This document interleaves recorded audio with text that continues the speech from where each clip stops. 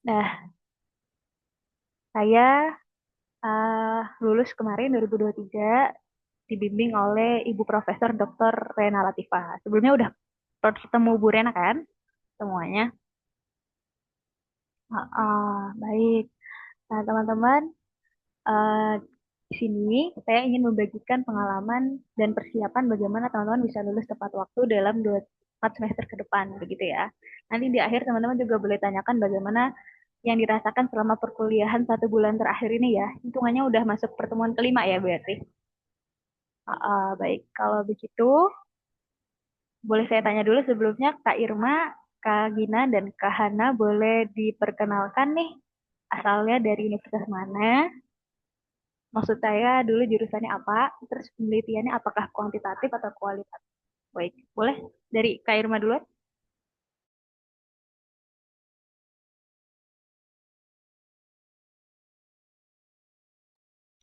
Dari aku boleh dulu. Dari siapa? Oke. Oke, Kak. Perkenalkan, nama aku Irma Sanita, biasa dipanggil Irma. Aku lulusan dari jurusan Pendidikan Anak Usia Dini, UIN Banten. Skripsi aku kualitatif banget. Mungkin itu, Kak. Makasih.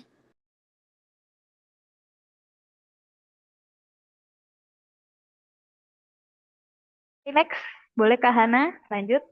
Eh, Perkenalkan Kak, nama saya Ya. Hana Amalia. Saya berasal dari Pontianak dan asal kampusnya juga di Universitas Muhammadiyah Pontianak juga dari jurusan psikologi.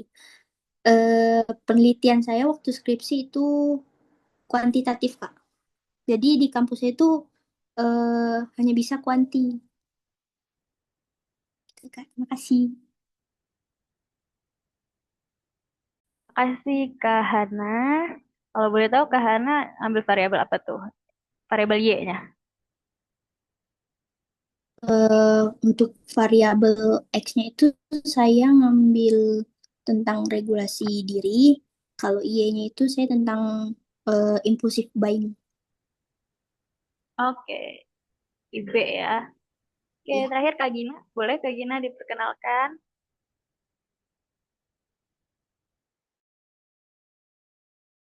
Oke, kedengeran Kak suaranya? Eh, Perkenalkan nama saya Gina Nabila Yusuf. S1 saya Pendidikan Islam Anak Usia Dini di Institut Ilmu Al-Quran Jakarta di IKI. Penelitiannya kayaknya sudah otomatis kuali karena anak usia dini. Itu, Kak. Oke, tapi teman-teman semua nih yang udah hadir di sini, apakah sebelumnya udah tahu nggak kalau UIN Jakarta itu research-nya mesti kuantitatif gitu? Coba dari Kak Irma dan Kak Gina. Nggak tahu ya? Nggak tahu ya? Nggak- nggak Saya juga dulu tahu. tahu Kalau aku asalnya juga jujur sih. nggak tahu Kak, Iya, nggak tahu sama dan sih. kaget. Iya, saya soalnya juga waktu itu nggak tahu sih. Cuman ketika wawancara aku tuh dikabarin gitu sama pewawancaranya bahwa penelitiannya di sini difokuskan pada quantitative research, khususnya kalau di S2 itu menggunakan analisisnya tidak di pengaruh saja, tapi sudah meningkat sampai ke mediator dan moderator gitu. Oke, kita langsung saja ya masuk ke bahasan. Ini Kak Salwa bikin sedikit PPT biar ada arah pembicaraan yang lebih jelas. Oke, sebelumnya ya udah masuk ya.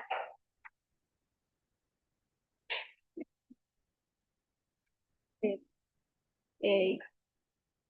Jadi gini teman-teman, karena teman-teman di sini kuliahnya maunya lulusnya tepat waktu ya, pasti semuanya namanya juga UKT-nya sekarang juga udah semakin meningkat. Ini kalau boleh tahu ini mandiri semua atau beasiswa beasiswa orang tua ya?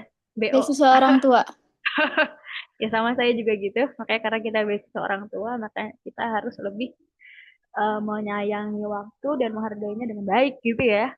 Nah, jadi untuk semester 1 ini pasti teman-teman yang awalnya backgroundnya non psikologi khususnya akan sangat jemping di mata kuliah KUP dan statistik. ya.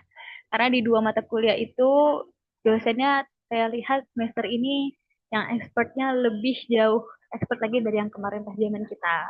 Pas zaman saya itu berbeda dengan zaman yang sekarang. Sekarang dosennya muda-muda di gitu. Jadi saya sepertinya tugasnya akan lebih variatif dari yang ketika angkatan Sawa gitu. Sekarang kan Pak Bambang ya untuk KUP. Pak Bambang kan bilingual ya di kelas. Bilingual nggak? Bilingual. Kayak bahasa Inggris nggak? Open cam aja, open mic aja. Kita ngobrol. Iya, Open ya Kak, mic. Pak Bambang, Masya Allah sekali. Ya, nanti di Pak semester 2 Bambang, ketemu lagi. Semester 2 kita ketemu dua lagi. ya dosen kaupnya Kak. Iya, jadi semua mata kuliah itu di semester satu tuh dua. Mata kuliah itu semuanya dua. Kalau saya dulu ya, semua tuh dua, kecuali Pak Mujib. Pak Mujib beliau sendirian, begitu. Nanti Pak Bambang akan ditemukan lagi di semester 2 di mata kuliah pengukuran juga. Tapi pengukurannya khusus di hmm, asesmen pendidikan gitu. Jadi kayak di ujian, kenapa kalau ujian itu pilihannya kok ada yang pilihan ganda 4, ada yang esai, ya itu nanti akan dibahas lebih lanjut oleh Pak Bambang. Semoga beliau panjang umur ya. Nah, jadi teman-teman nggak usah khawatir sih sebenarnya dengan mata kuliah bahasa Inggrisnya beliau itu, karena itu bahasa pengantarnya saja dan teman-teman memang kalau S2 kan dituntut untuk lebih mandiri ya. Jadi jangan puas hanya nanti ketika misalkan dapat nilai aman misalkan gitu ya. Teman-teman harus punya eh, pemahaman yang didapatkan gitu. Karena ketika kita lulus nanti itu mau nggak mau kan kita terjun nih ke dunia kerja. Nanti apa yang kita dapetin di mata kuliah kalau kita melakukannya dengan sungguh-sungguh itu insya Allah akan berguna gitu. Jadi memang sih nomor satu di semester satu tuh nilai aman dan tidak mengulang gitu ya. Jadi maksimal kita dapatnya di B min ya. Karena ada B min kan ya.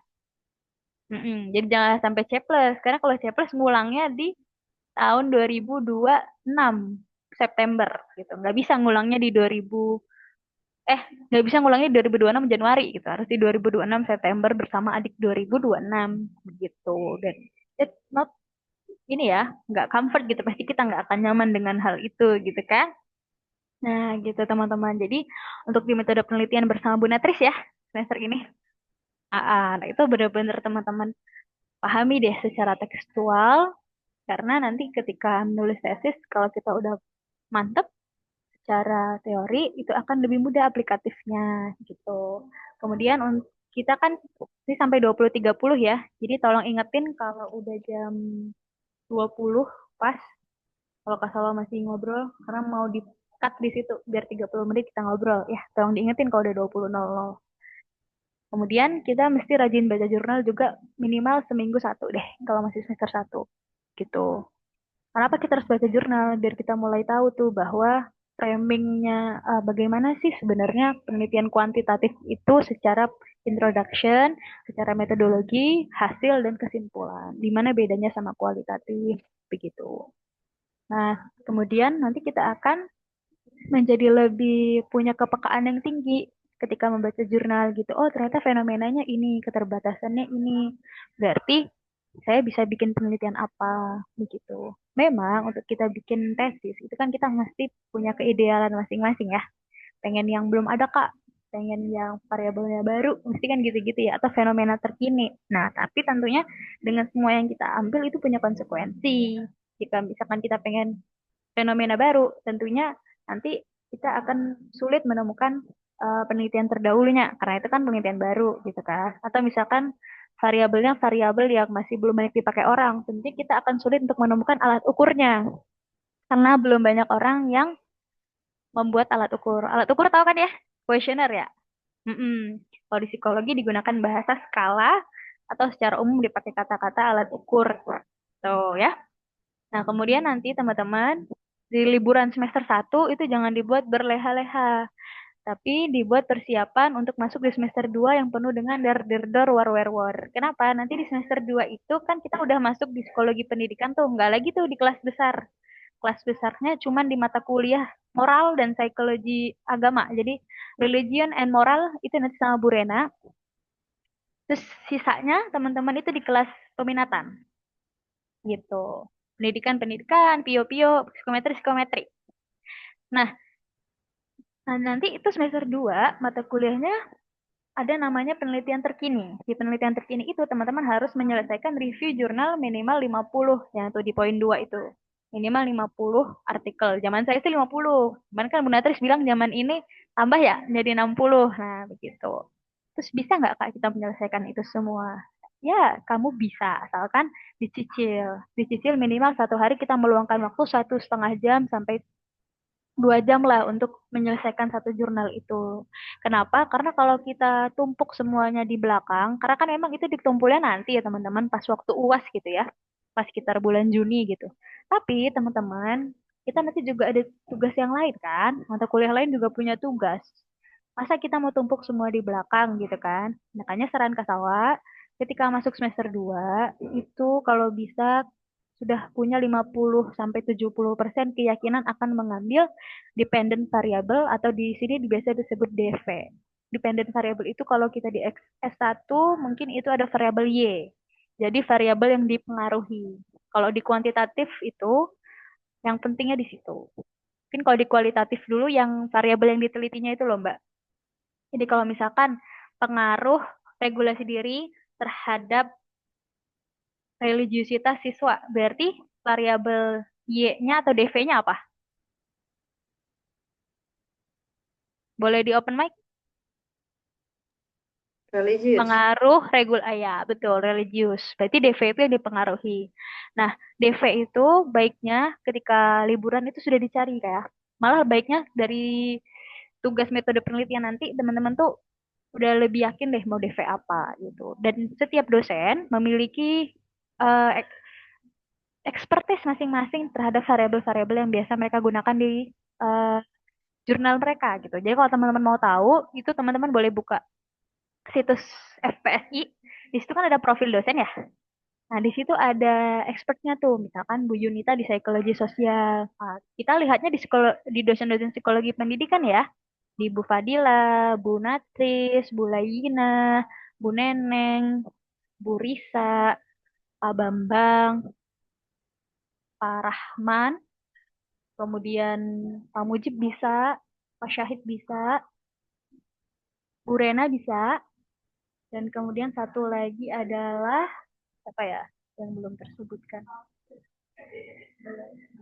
Nanti kalau ada yang nyusul ya di belakang. Pokoknya yang saya sebutkan tadi itu bisa menjadi pembimbing loh pendidikan. Nah, teman-teman lihat nih dari sekarang penelitian-penelitian mereka tentang apa yang terbaru di 2005 tahun terakhir gitu. Nah, siapa tahu ketika teman-teman membaca jurnal mereka, ada fenomena yang teman-teman dapatkan dan itu teman-teman tertarik begitu, yang masih relevan. Jadi, bagaimana cara kita menemukan fenomenanya itu bisa lewat cara itu, begitu.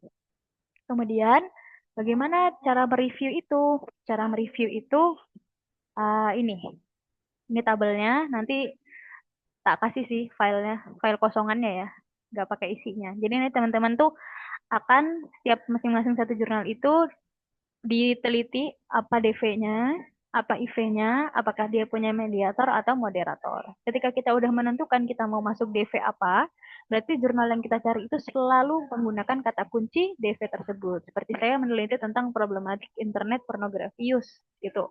Ada sampelnya remaja. Nah, berarti yang selalu saya cari adalah mengenai problematik internet pornografi use pada siswa sekolah menengah atas begitu. Misalkan terkendala, susah Kak, masih mencari yang siswa menengah atas, banyaknya mahasiswa. Oke, nggak masalah, asalkan DV-nya masih di sini gitu. Tapi usahakan dulu dicari dengan sampel yang sama dengan yang mau kita teliti. Kenapa hal itu terjadi? Karena nanti itu akan berpengaruh di alat ukurnya gitu. Kalau misalkan dia remaja dan dewasa tuh kadang ada perbedaan di sini gitu. Meskipun ada beberapa alat ukur yang bisa digunakan dari mulai remaja sampai dewasa ya. Nah, itu nanti karena pengaruhnya ke hasil validitasnya tuh, ke hasil reliabilitas apakah si alat ukur itu benar-benar mengukur DV tersebut di remaja. Itu teman-teman.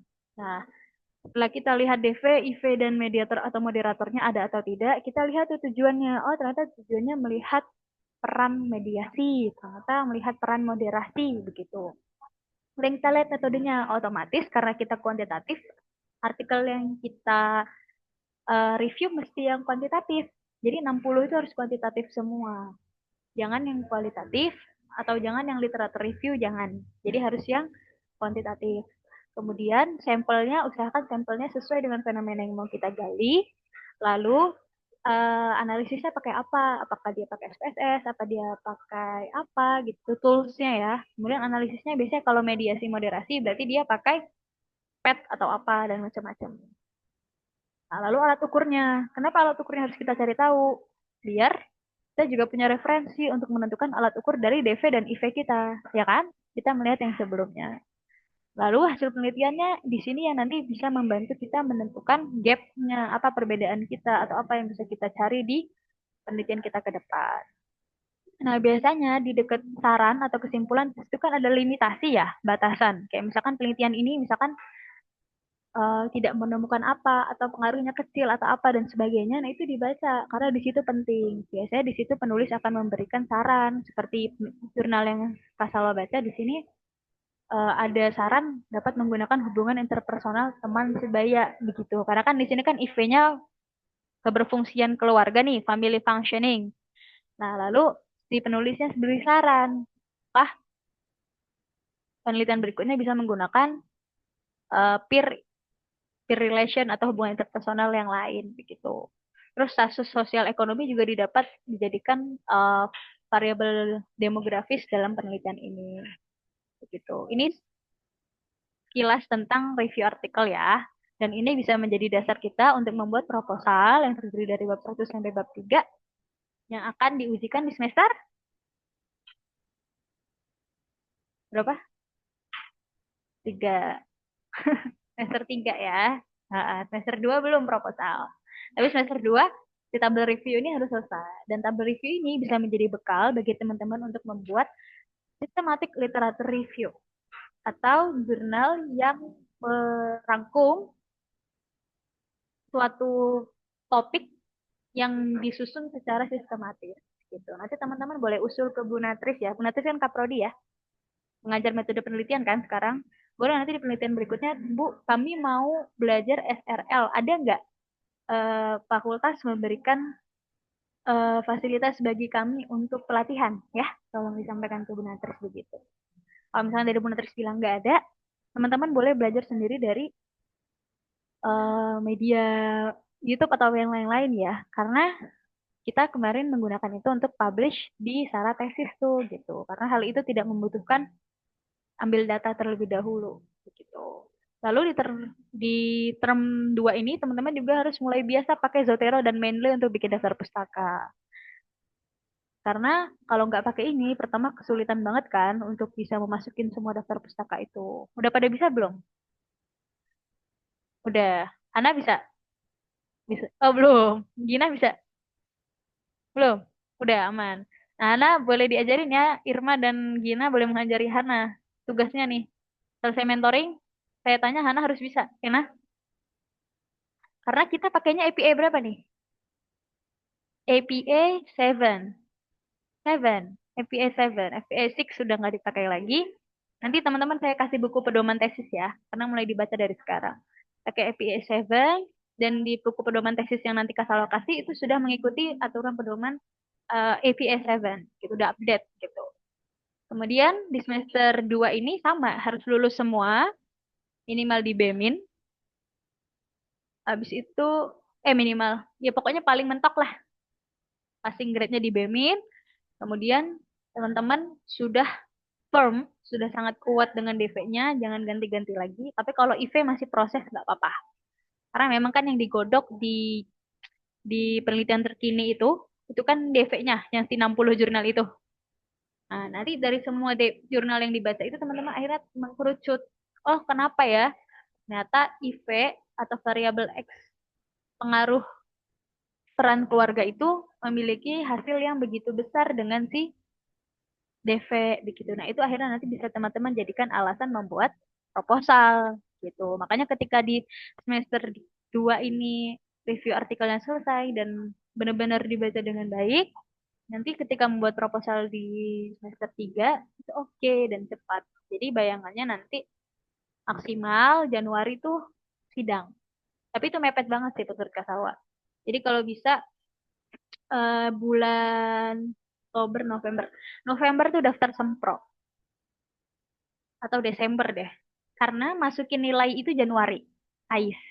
Jadi kalau nilainya nggak masuk di semester 3, itu ngulang lagi nanti. Atau kalau ada kebaikan dari Bu Natris ya, kadang AIS-nya dibuka gitu. Tapi itu sangat sangat inilah ya, perbandingannya berapa kali berapa lah, masih kecil lah itu kemungkinan probability-nya gitu, peluangnya gitu. Jadi kalau bisa teman-teman semua, khususnya 3 orang ini ya, saya garis ini nanti tak tanya ke Bu Natris. Irma, Gina, Hana 2027 2026 sudah mesti sempro bulan November, daftar November, sempro Desember gitu, atau daftar Desember akhir sempro gitu. Biar nggak mepet-mepet gitu. Apalagi di semester ini kan publish artikel jadi mata kuliah ya. Nah, itu SKS-nya 6 lagi. Udah kayak sidang munakosah gitu, gede banget. Jadi kalau teman-teman nggak maksimal itu sayang banget sih teman-teman. 6 nih, 6. Dan 6 tuh bisa menurunkan nilai IPK sangat jeblok kalau nilainya kecil. Ini serius sih. Gitu. Terus habis itu di term 4, di semester 4 itu teman-teman kalau udah selesai proposal, silahkan cepat-cepat direvisi karena mesti ada namanya uji etik. Nah, uji etik ini mohon teman-teman, mohon maaf nih, udah kita bayar 200.000, kita nunggu 1 bulan gitu. Jadi kalau teman-teman nggak punya strategi di sini, teman-teman kewalahan. Meskipun kan di sini kita udah ada mata kuliah publish artikel ya di semester 3, jadi udah aman nih untuk syarat sidang munakosa yang publish gitu. Tapi teman-teman masih ada ujian lagi di uji etik ini yang cukup lama. Karena kalau uji etik belum dilakukan tuh baiknya kita nggak bisa ngambil data. Tapi kalau misalkan nanti kembali ke dosen pembimbing biasanya, ada dosen pembimbing yang misalkan penelitiannya tidak terlalu beresiko, itu dia memperbolehkan untuk ambil data gitu. Tapi biasanya kaji etiknya ditunggu dulu sampai ada ACC penelitian baru kita bisa ke lapangan. Makanya menurut Kak Salwa, ketika kita misalkan sudah masuk Januari 2027, itu hendaknya kita udah mulai firm, udah mulai kokoh alat ukurnya. Karena kan alat ukur ini kita adaptasi ya. Jadi yang dari luar negeri kita translasi, lalu kita expert judgment. Ini dipelajari nanti di KAUP. Jadi nanti di KAUP dipelajarin bener ya. Karena nanti di KAUP itu kita adaptasi alat ukur, terus didemahin ke Indonesia, terus terjemahin ke luar negeri lagi, di expert judgment apakah kata-katanya bisa dipahami, baru diberikan ke subjek gitu. Lalu nanti setelah kita dapat izin etik, kita baru boleh ke lapangan ngambil data. Nah, maksimal itu di Maret tuh udah selesai bab 4, bab 5. Karena mesti ada seminar hasil dan munakosah. Ada 2 sekarang seminarnya. Kalau dulu kan munakosah doang, habis sempro. Nah, sekarang 2 nih. Ada semhas, ada munakosah. Jadi, karena harus Agustusnya wisuda, pendaftaran AIS-nya terakhir itu Juli.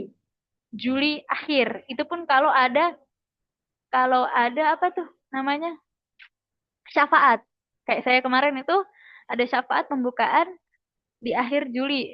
Saya sih waktu itu daftarnya tengah Juli ya, tanggal belasan itu. 14 Juli. Gitu. Dari AIS-nya tuh biasanya kayak gitu, 14 Juli. Pokoknya sebulan sebelum wisuda gitu. Nah, kalau teman-teman baru sidang di awal Juli, wah itu nggak bisa tidur. Karena harus revisi, kayak saya kemarin tuh kayak gitu. Dan itu buru-buru banget, tidak recommended gitu. Jadi kalau mau tenang, silahkan sidang lah maksimal di akhir Juni. Ya, atau Juli awal. Juli awal tuh benar-benar di tanggal 1, 2, 3, 4, 5 gitu. Itu pun udah sangat ngos-ngosan gitu ya. Kadang kita revisiannya banyak. Karena itu kan ada seminar hasil ya. Menurut Kak Sawa kan kita ada seminar hasil. Nah, ketika seminar hasil kan kita udah bawa tuh semua bab 1 sampai 5. Terus direvisi. Jadi di Munakos 1 ibarat merevisi lagi yang sudah disidangkan gitu loh teman-teman. Jadi otomatis kan nggak akan terlalu banyak lagi ya yang direvisi gitu. Dan ini timeline yang Kak Salwa eh, rancangkan yang bisa teman-teman jadikan panduan gitu. Kalau mau lulus di Agustus 2027. Nah, karena kita psikologi pendidikan, maka yang diteliti itu adalah tentang siswa dalam proses pembelajarannya, baik formal maupun non-formal. Titik kritisnya itu bagaimana siswa maupun pendidik itu menjalani proses pembelajarannya. Nah, Bu Fadilah kan belajar ya psikologi belajar. Nah, di situ basicnya teori-teori tentang psikologi pendidikan tuh. Ada pendekatan humanistik, behavior, human, psikodinamik, konstruktivis, dan kawan-kawannya. Pasti sekarang masih pertemuan 4 ya? Masih behavior mungkin. Atau udah lewat? Apa tuh? Gak kedengeran. Oke. Kayaknya belum sampai 4 pertemuan kita, Kak. Oh, belum. Iya, baru 3 kalau nggak salah, Kak. Oh, baru 3. Ya, ya. Iya, soalnya masuknya kan baru tanggal 1 Iya, kemarin. betul, betul, betul. Nah, jadi misalkan teman-teman ingin meneliti tentang pemahaman membaca anak gitu ya, maka yang diteliti itu bisa pada kemampuan mengingatnya di working memory atau di proses metakognisinya. Tuh. Nah, ini contoh aja sih. Gitu. Yang jelas di sini subjeknya penelitian pendidikan itu berarti tentunya bisa pendidik, guru, atau bisa juga subjek siswa. Atau kalau misalkan teman-teman mau meneliti anak ADHD atau berkebutuhan khusus dan membutuhkan orang tuanya sebagai subjek juga bisa. Ada tuh waktu itu kakak kelas yang meneliti anak ADHD yang jadi subjek mengisi itu orang tuanya. Tapi berdasarkan kemampuan anaknya gitu. Nah, karena kita kuantitatif nih ya, yang perlu teman-teman pertimbangkan adalah subjeknya yang banyak. Di UIN Jakarta, karena analisisnya pakai confirmatory factor analysis untuk validitas, ya harus mulai tahu nih confirmatory factor analysis CFA itu apa tuh, gitu ya. Kita nggak pakai lagi nih person product moment, sorry ya. Person product moment kita tutup dulu, gitu ya. Validitas itu kita tutup, Alpha Kronberg nanti masih dipakai, tapi kita nggak pakai itu. Kita pakainya si confirmatory factor analysis itu ya. Nah, maka subjek minimal untuk penelitian itu tuh 200 subjeknya. Nah, itu pun mepet. Ada yang bilang juga tokoh yang lain tuh bisa 150. Tapi nanti itu sangat akan riskan di validity-nya dan reliability-nya gitu. Makanya disarankan untuk 200 ke atas. Maka nanti ketika menentukan penelitian, itu dipertimbangkan juga mana subjek yang mungkin banyak jumlahnya. Ya, selain juga fenomenanya tentunya yang tepat. Nah, tema-tema untuk penelitian psikologi pendidikan itu, misalkan untuk siswa SMA, teman-teman bisa lihat di sini akar ini yang terkini ya, akademis efikasi, grade and growth, faktor yang mempengaruhi bully. Jadi ini kan, bully ini kan hal sosial ya. Ya, Kasalo di situ meskipun fenomena pengguna pornografi remaja, kenapa masih dikaitin sama pendidikan? Karena tentunya mempengaruhi daya kognitif dan konsentrasi juga atensi remaja saat sekolah. Nah, itu juga mempengaruhi proses pembelajaran, begitu. Kemudian karir eksplorasi, motivational factor. Lalu kalau untuk yang higher education, maksudnya yang lanjut, mahasiswa atau apa, itu bisa dikaitkan dengan program magang kurikulum merdeka, metakognitif, terus juga pembelajaran yang mandiri, andragogy education, dan nilai-nilai motivasi. Nah, motivasi itu macam-macam sih turunan ya, bukan cuma teori motivasi. Ini cuman gambaran sih. Masih banyak lagi yang lain. Oke, yang tadi. Lalu bagaimana cara kita bisa kritis nih selain kita bikin tabel itu kan bikin kita berpikir kritis ya. Nah, ya ini sih sebagai panduan aja sih. Kayak kalau kita baca misalkan di ini introduction nih, kan kita melihat apakah reviewnya complete dan up to date gitu. Jadi apakah si penulis itu sudah menulis pendahuluan sesuai dengan penelitian terkini gitu. Apakah tulisan di artikel itu relevan atau enggak sih sama fenomena yang mau kita cari? Apakah hipotesisnya sesuai nggak sih sama penelitian kita? Nah, ini nih semacam panduan aja sih buat kita membaca jurnal itu lebih kritis gitu. Jadi kita nggak hanya sekedar membaca hasil, terus kalau kita udah baca hasil nih, misalkan hasilnya ada pengaruh. Nah, terus exactly kalau ada pengaruh, signifikan atau tidak. Itu kan bisa kita lihat. Misalkan pengaruh tidak signifikan ternyata tidak signifikan kenapa? Secara statistik kan ada penjelasannya. Secara kualitatif juga ada penjelasannya kan pasti di artikel. Nah, itu menjadi pembantu kalau misalkan nanti penelitian kita ada yang tidak berpengaruh. Karena pasti akan tidak berpengaruh ada terjadi di tesis kita gitu. Nggak mungkin semuanya berpengaruh kan? Ketika tidak berpengaruh, kita mesti ngasih alasan dong. Kenapa tidak berpengaruh gitu kan? Itu akan menjadi pembaruan akhirnya di tesis kita. Begitu. Ini Kak Salwa skip dulu karena bisa dibaca sendiri. Nah, sekarang nih coba. Karena kita mediator moderator nanti yang dipakai analisisnya, coba dilihat dari sini. Mana DV-nya? Boleh open mic semuanya?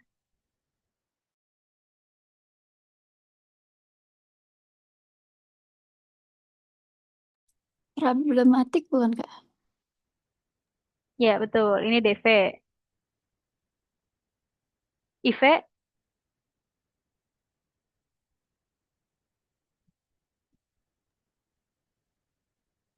apa? Gina. Oh, family functioning, Ya, ini IV. self-esteem, Self esteem juga IV. IV dari apa? ya dari Hana. Problematik internet Kak. Ya, betul. Tapi self esteem menjadi DV bagi family function. Function Maka ini disebut mediator. mediator. Jadi si mediator itu Media. ketika ada X, X ini kayak gini sama Y. Nah, X kayak gini ini adalah si mediatornya. Maka dia akan menjadi IV bagi Y atau DV, tapi dia adalah DV juga bagi si IV yang pertama, X. si family function. Makanya karena dia ada di tengah sebagai jembatan, gitu ya. Nah, maka ketika mediator, itu si self-esteem akan menjembatani pengaruh family functioning ke problematik internet pornografi use. Jadi untuk dia ke sini, dia akan melewati jalur self-esteem. Dan kita akan membandingkan besar mana nih pengaruh family function ketika lewat self-esteem sama ketika dia langsung ke problematik internet. Gitu. Nah, itu adalah mediator. Jadi kayak, misalkan nih kalau kita mau ke kampus, kira-kira kita lebih cepat lewat flyover atau kita nggak lewat flyover. Nah, itu mediator. Paham ya? Nah, sekarang moderator. Berarti moderatornya yang mana? Apa? Open mic? The need to belong ya Kak? Iya, the need to belong. Jadi the need to belong ini mempengaruhi kekuatan pengaruh. Makanya dia dari tengah. Dia nggak menjembatani. Jadi, apakah pengaruh family functioning ke self-esteem ini dikuatkan atau dilemahkan dengan adanya the need to belong? Kayak gitu. Atau misalnya kita bisa lihat kapan pengaruh self-esteem ke problematik pornografius ini kuat. Apakah ketika the need to belong-nya rendah atau ketika the need to belong-nya tinggi. Kayak gitu. Tinggi. Maka analisisnya beda, moderator dan mediator. Gitu ya. Nanti bisa lebih lanjut dipahami di mata kuliah metode penelitian. Ada bab yang mempelajari tentang ini. Mungkin sekitar pertemuan 9. Oke. Nah, karena kita udah canggih ya zamannya sekarang, teman-teman juga udah tech savvy lah semuanya, udah paham sama internet gitu ya. Kita nggak mesti hanya mengandalkan Google Scholar untuk mencari artikel. It's old way if you just use Google Scholar. Kita harus mulai menggunakan tools-tools yang bisa mempercepat dan terkini. Nah, maka kita bisa menggunakan beberapa tools-tools yang ada di sini. Gimana nih, saya ngapus ya? Clear all drawing. Oke. Nah, teman-teman bisa menggunakan tools-tools yang ada di sini. Ada Connected Paper, ada Research Rabbit, Semantic Scholar, Elicit, Publish or Perish. Di situ teman-teman tinggal tulis aja keywordnya, DV-nya. Nanti akan muncul jurut banyak artikelnya dengan lebih apa ya? Lebih kuat gitu loh algoritmanya dibanding Google Scholar. Google Scholar tuh dia tuh terlalu luas gitu loh teman-teman. Tapi dia juga bagus sih. Jadi kita menggunakan semuanya sih kalau saya ya. Karena kita bayangin aja 60 jurnal gitu loh guys. Masa Anda hanya menggunakan si Google Scholar itu kan nggak mungkin gitu ya. Apalagi nanti itu ada syaratnya tuh. Kita harus menggunakan yang terakreditasi. Sinta, Sinta itu berarti Indonesia ya. Sinta 1 sampai Sinta 5. Kemudian kalau yang luar negerinya Scopus misalkan itu mesti yang ranking Q1 sampai Q5 lah. Tuh. Jadi untuk kita bisa dapat yang bagus-bagus itu, kenapa sih harus yang bagus-bagus gitu ya? Karena kan itu kan sebagai dasar untuk kita buat penelitian. Jadi kalau dasarnya artikelnya kurang selektif, wah khawatirnya nanti penelitian kita jadi kurang reliable gitu untuk apa diteruskan karena dasarnya kurang kuat gitu. Mungkin ada tools lainnya yang teman-teman udah pakai yang Kasawa belum masukin di sini gitu ya. Kan masih banyak lagi AI yang lain. Jadi AI itu gunakan jalan, sebagai jalan mempercepat mendapatkan artikel. Jadi jangan di Google aja gitu, itu akan lama engine-nya. Gitu. Terus terakhir di sini ada link dari jurnal. Kalau ini langsung di tempat jurnalnya. Jadi kayak di Taylor and franchise itu kan banyak ya di Tanfon tuh. Dia banyak skupnya, psikologi, apa-apa-apa. Nah, ini di yang umumnya gitu, teman-teman. Gitu. Terus ini kalau jurnalnya terkunci, pakai Skyhub kan ya? Semuanya juga gitu ya. Nah, mungkin nanti juga ada beberapa yang nggak bisa dibuka di Skyhub. Teman-teman mau nggak mau mesti beli di Shopee. Langganan, ada saya punya nomor langganan 3.000 satu jurnal. Karena gimana ya teman-teman, sudah mau nggak mau effort harus kita lakukan semuanya demi mendapatkan jurnal yang kita mau gitu. Terus mencari tingkat jurnal, rank dan impact factor. Nah, ini tadi yang ini I1 berarti itu rankingnya. Scopusnya dia tingkat 1 paling tinggi berarti. I1 itu paling tinggi. Terus 3,14 itu berarti impact factor. Nah, ini kita bisa dapatkan dari link ini, yang Researchify ini. Gitu. Oke. Kalau dari Kasawa, perjalanan studi magister ini menjadi guru kehidupan yang menjadi sebab hati lebih tegar, pikiran lebih terstruktur, dan perilaku lebih tertata. Maka, akan teman-teman temui makna hidup sendiri selama perjalanan ini. Karena kita akan terbentur, dan akhirnya terbentuk. Terima kasih semuanya. Assalamualaikum warahmatullahi wabarakatuh.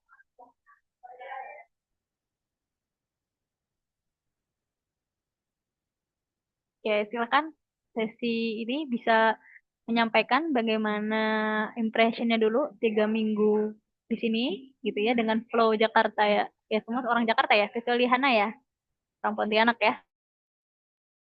Aku orang Serang, Kak, Banten. Kamu orang mana Gina? Kurang jauh, Kak. Aku orang Orang Jawa. Sukabumi. Oh, Sukabumi. Oh gitu. Jadi semua ngekos ya? Iya, pas. Oh iya, oke. Nah, kalau ngekos tuh kita dituntut untuk banyak ke kampus sih sebenarnya. Betul. Kita Betul. semester semester 3, semester 4 itu kita ke kampus mulu. Meskipun tesisan nggak ada matkul karena anak kos, belum berkeluarga, belum bekerja, jadi kita gunakan itu untuk ke kampus setiap hari. Nah, dulu tuh perpus tuh jam 7 tuh belum tutup. Nggak tahu sekarang. Gitu lagi Sekarang apa jam enggak? apa? Jam 4 ya. Nah, itu kemarin sih katanya mau diusulin lagi tuh tutup jam 7 Iya, gitu. Berarti katanya gitu. ya, di Belum. sounding terus aja. Kalau ada Bu Natris masuk ke kelas, itu jangan belajar doang. Konsultasi gitu. Karena kan beliau kaprodi ya. Nah, Ya. gitu. Itu sih dari Kasawa. Silakan. Ya, Kak, sebelumnya terima kasih banyak untuk waktunya juga, penjelasannya, sharingnya.